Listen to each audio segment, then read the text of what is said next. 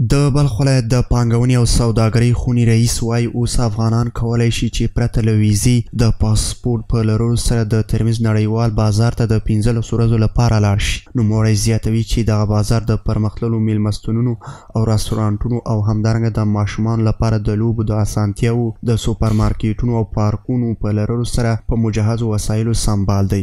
دی دغه راز وایي چې ډیری خلک د درملنې او یا هم د خپلو کورنیو له غړو سره د لیدنې په موخه پیښور ته تلل او په تورخم کې بیا له ګڼو ستونزو سره مخ کېدل. اوس کولی شي په ترمز بازار کې هم غوره درملنه وکړي او یا هم په بهرنیو هیوادونو کې له میشتو خپلو خپلوانو سره وګوري.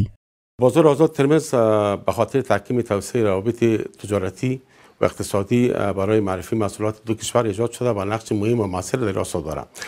بر علاوه تمام مزایا و خوبی‌هایش این بازار فرصتی خوبی را برای ملاقات و دیدارهای تجارتی و ملاقات خانواده ها هم نیز فراهم ساخته که برخی از اتباع افغانستان با عدم دریافت اسناد کافی در خارج اونا اجازه ورود وطن ندارن. این بازار ترمز به عنوان یک مکان مناسب برای ملاقات ها در نظر گرفته شده. ښاغلي اسدي زیاته کړه چې دغه بازار په آزاد ډول سره فعالیت کوي او هیوادوال کولی شي په دغه بازار کې د 15 ورځو لپاره لیده کاته وکړي چې اوس مهال دغه لیدنې تر ډیره د سوداګرو ترمنځ ترسره کیږي.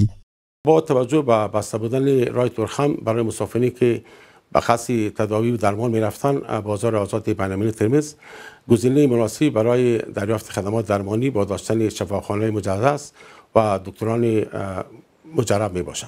د یادونې وړ ده چې د ترمز په ګډ بازار کې په نړیوال معیارونو برابر د درملنې مرکزونه شتون لري چې د هر ډول ستونزمنو عملیاتو او سختو ناروغیو درملنه پکې ترسره کیږي.